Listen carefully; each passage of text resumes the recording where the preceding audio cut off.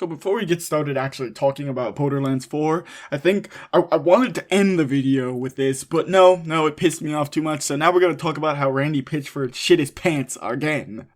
So if you don't know, video game developers are trying to make $80 games a thing. It started with Nintendo, now Xbox is trying to do it, and they're like, the tariffs and the rising developing costs of games. Mind you, if they just budgeted better with these fucking games, you wouldn't need to, but yeah, and now Gearbox and Randy Pitchford are also aiming to maybe make Borderlands 4 $80. It's not even confirmed, but it could happen, and, burped, sorry, fucking thinking about Randy Pitchford already makes me feel gross. And Randy Pitchford, aka Gearbox's CEO, aka fucking the human form of Long John Silver's, he decided that the best way to respond to a fan's concern about the game being $80 was to say, fuck off, you broke ass nigga, does a money spread, and says, I worked really hard and I was able to get an $80 video game.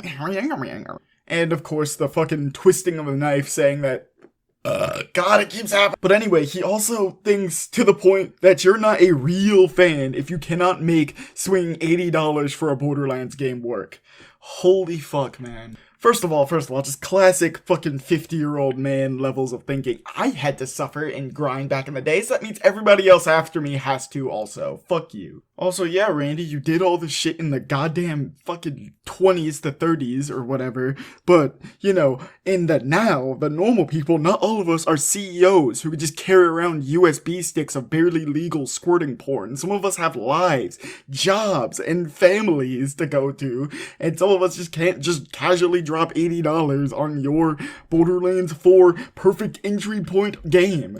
And then, of course, he doubles down on this bullshit and even hits us with the budget of Borderlands 4 is double the fucking cost of Borderlands 3. And I'm just like, how? How is that? Now it's our problem that you guys can't budget a game that looks no different from Borderlands 3? Like, where did this money go? Genuinely, did the doubling of the budget go strictly into modeling everything? Because that's all you had to do. Oh, the shittily gliding through the air type shit, that probably cost $5 million, right, Randy? Huh? Fucking stupid. Look, I don't have any sway, so I can't particularly make a call to action, but I personally will not be fucking buying Borderlands 4 unless it is $60 now, so I will gladly wait out until the game eventually goes on sale, which, hey, who knows, maybe this tarnished the fucking reputation enough that they have to immediately put that shit on sale, because, yeah, I'm not spending a dime over $60 for this fucking game now, so, yeah. Alright, let's get into the actual, this was completely unscripted by the way, but the rest of the video now is vaguely scripted because, it's just notes and rants and shit. And the tone is going to be different because some of this shit was recorded before that happened. Fucking stupid ass. So, yeah, Borderlands 4 is happening, and, that's cool. And I'm happy. Not hype though, not hype, because, what the fuck are they gonna do? Make a monumentally epic story and game with several guns and real actual storytelling? Fuck no. This is gonna be a fun romp at best, or an agonizingly repetitive slog with fun gameplay at worst.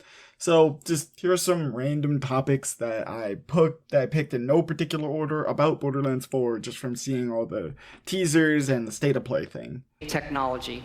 It allows us to have 16 times the an even view. Let's rip the band-aid off with one of my two controversial takes that I have here. The thing about expanding the map to be borderline open world is bad and dumb. Allow me to explain why. Whenever I think of the details that were given to all of us about the positives of this very open Borderlands game, I think of pretty set pieces and stuff. Meanwhile, I think of the potential downsides and oh my god. Let's just start off with the amount of fucking dead space we'll have to traverse now. The glide looks really janky, but I guess it works.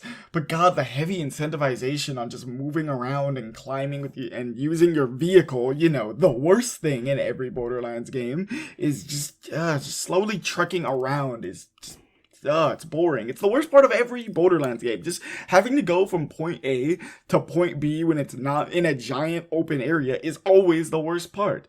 And I can't wait for all the car pieces to just curb stomp the loot pool so I get a bunch, so I kill a boss and I get 9 legendary car pieces to decorate my car, my vehicle.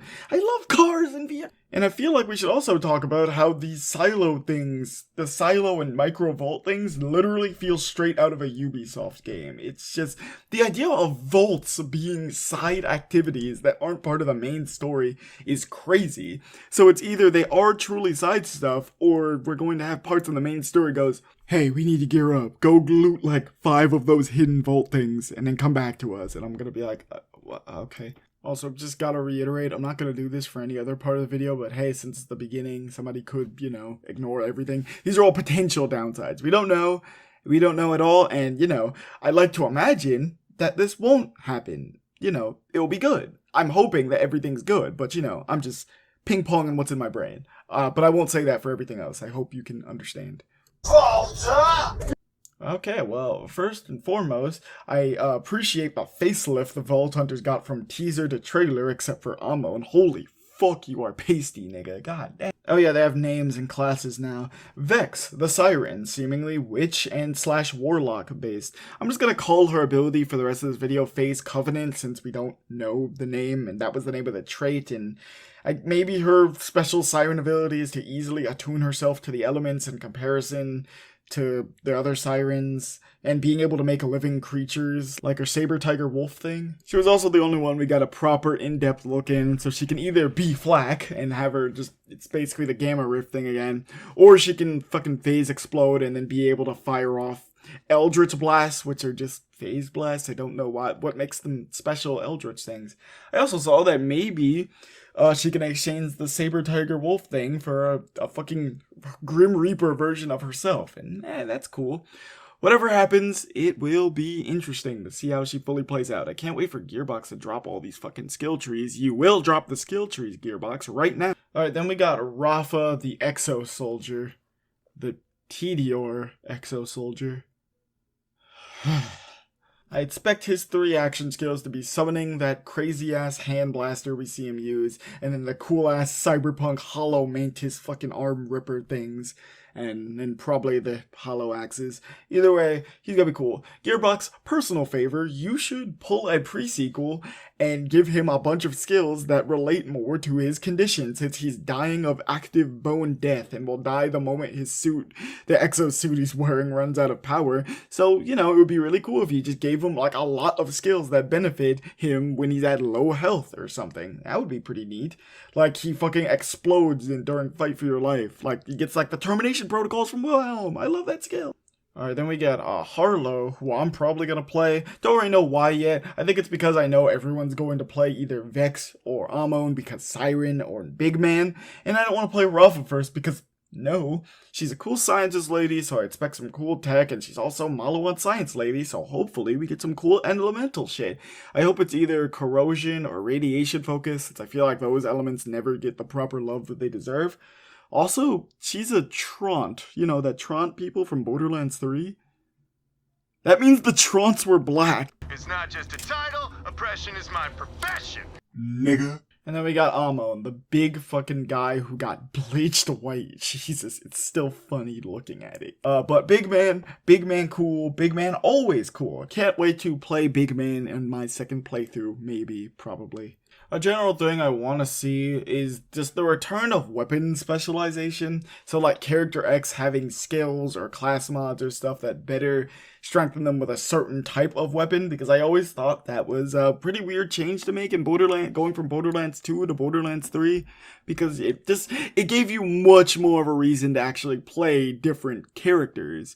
Because, in Borderlands 3, yeah, technically you can. Each character has something that makes them vaguely special, like Amara's the good with punching, Moze doesn't run out of ammo, and also, I guess, explodes things with grenades better. Flack has the pet. And Zane is there if you don't want any of those bonuses, I guess. It also just, generally helps express the character things more. Like, yeah, Zero is amazing with sniper rifles, and Salvador, it's really hard to gun Zerk with a fucking sniper rifle that only has like 6 shots before you do stuff, so you tend to avoid them. It's fun. It says a lot about the character, and it's just really weird that I can rock around with Zane, with the operative, probably used to using smaller based arms like pistols and SMGs, but I can just have him go crazy with shotguns and heavy weapons no matter what. And Flak, it's crazy that using a sniper rifle is probably the last good thing for Flak with how his crit builds work with them, so it's just better to use ARs or pistols or SMGs, literally anything besides sniper rifles except maybe heavy weapons and shotguns. Unfortunately though, this is probably not going to happen at all, so yeah. That sentence had too many syllables. Apologize. Okay, so more the second hot take stuffs. Here's some more negatives because I already know about how the guns are gonna be for this game. Mostly just the choices and stuff. Now, I understand that this could be used for some great world building, seeing how, assuming we are on a completely other side of the Borderlands, oh yeah, Hyperion, Dahl, and Atlas may not be able to ship their arms out here. Maybe some of them just stop making guns in general. They cut out their weapon department in favor for accessories because they can see that being a hot new thing for the world. And, maybe, just maybe Atlas or something is like, you know what? Maybe we shouldn't make weapons of war to just sell to people. I think that would just not be that good. Insert witty corporate commentary here. But, on the other hand, this sucks. I would probably be okay with this change of cutting out 3 cool fucking weapon manufacturers if the new ones we got were cool, but, no. Order guns are just Borderlands 1 Hyperions mixed with Amalawan's, charging burst thing, but now it just guarantees consumes ammo. Ripper is just Borderlands 3 Malawan, except you only get full charge when you shoot it, and Daedalus might actually be the worst manufacturer in this game already, because their gimmick is just changing ammo types. Not in the cool fun way like swapping to hollow point or armor piercing rounds, no, just straight up making your AR shoot pistol rounds.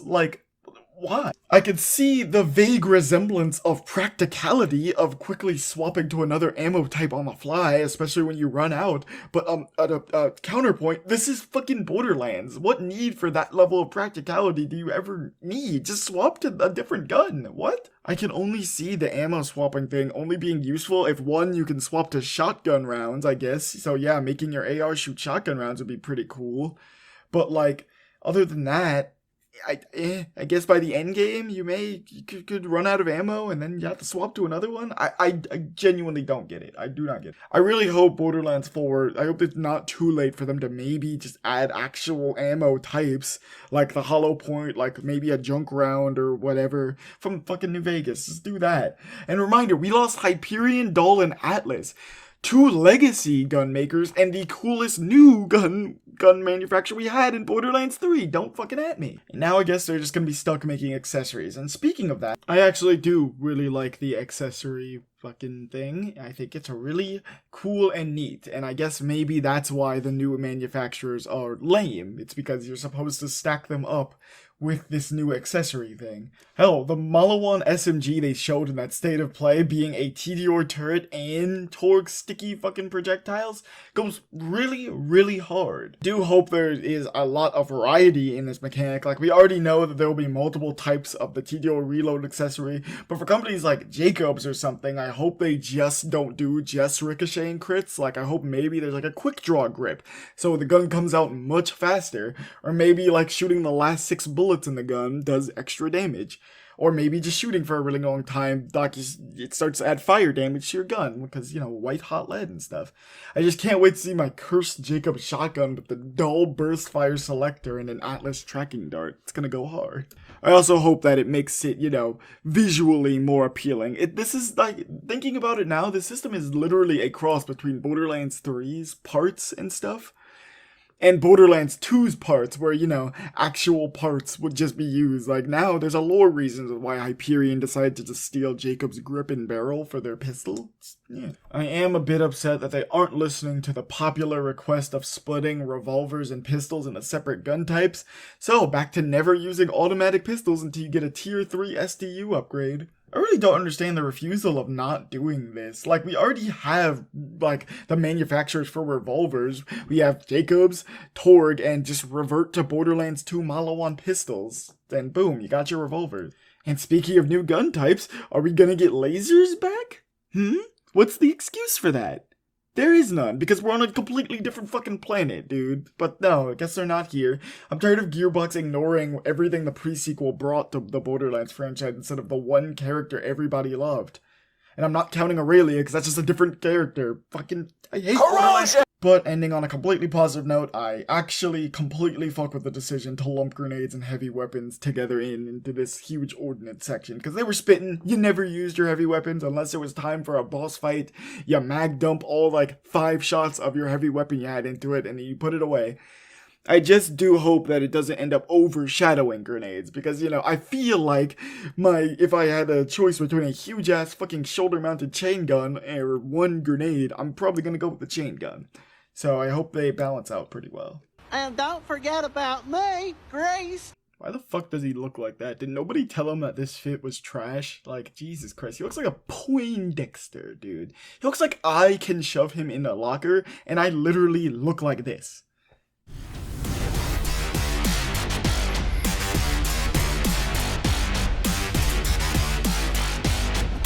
The planet looks cool. One thing that Gearbox has net improved on with each entry is how awesome the game's settings look and how they play, so allow me to nitpick. In Borderlands 1, Pandora was a sad fucking desolate desert. It really showed the idea of this being the rock bottom planet of murderers, crazy people, boundless treasure, and crazy people. But then Borderlands 2 happens and adds green grasslands that are like basically pseudo swamps and a fucking Arctic? Like, I guess it makes sense in general planet stuff to have an Arctic, but like, green grass? My running theory is that the green grass is fake and completely made by Hyperion, but I don't think anywhere in the game confirms that. This was eased in Borderlands 3 by just giving us new planets to actually explore, so we got Promethea for the urban sprawl and Eden 6 for our swamps. But it looks like in Borderlands 4, we go back to the Borderlands 2 route and having the planet just be one giant sphere of crazy-ass environments that change very frequently. Because like early in the trailer, we saw that we got like getting a light desert, but also a greenish, slightly Arctic-ish mountain, urban areas, and super industrial places. Just a whole lot of everything that's going to be here. And I hope it transitions well and, you know, it makes sense for planet-wise. Tone! I'm sure you are. So according to Gearbox, the game will have a more serious tone, which you'd assume would make me jump for joy, because now my chances of hearing Hawk Tuah and Skibberty are now below 25%. But I am actually slightly worried because, once again, this is Gearbox. My optimistic view is that since the writers don't have to worry about hitting their joke quota every 10 lines, they can actually afford to double check, you know, the script and how things are written to make sure things make sense and aren't hair-eatingly frustrating. Or at worst, now we have a Borderlands game that isn't even fucking cringy to laugh at and is genuinely fucking boring when you're not shooting things. Bad writing is always better than boring writing. Always. Okay, time for the rapid-fire miscellaneous stuff. Thank you for not making Echo 4 a quippy little shit sidekick. Flak will probably only be mentioned in the base game, but he'll be the main focus for the first DLC of the game. Zane will probably die. I wonder who will be in charge of the new use, since this planet was not populated a lot, so I don't know if it will be Hyperion, or maybe the Crimson Resistance has their own, or maybe these Order people have made their own new use. I guess that 6-year time gap could explain this, though. Please, please, please, please, please, oh my god, for the love of God, please add back the pre-sequel level responses for characters, actually make them feel like characters instead of just blobs of quoting and unquoting badass liners with one-liners all the time. Please, I'm begging. I will never make fun of Randy Pitchford again, I swear. I'm lying, I will. Please retcon new Tales from the Borderlands. I hope snipers do not suck in this game. To anyone who thought melee weapons from Wonderlands would be in here, please take this moment to be laughed at. And please don't even mention the movie, not even as a self-deprecating joke. Did I mention that you should really retcon New Tales from the Borderlands? I think that's all I wanted to say. Making this video took a lot longer than I wanted it to be, but I hope it shows you how much I do care about Borderlands as a franchise. Randy, I really did also want Borderlands 4 to be the last Borderlands game because, you know, fucking eventually Gearbox will cataclysmically fuck up, and the day we get a Borderlands game that fucking tanks is the day that Gearbox officially goes under, but it's not. I guess Gearbox will just ride the horse until its legs snap off like fucking wishbones. Then they'll have to finally churn out some much needed remakes. I'm being so for real that if we get a Borderlands 5 before a Borderlands 1 remake, I'll personally mail Randy Pitchford $80 in tungsten cubes. Drop it right on his fucking car.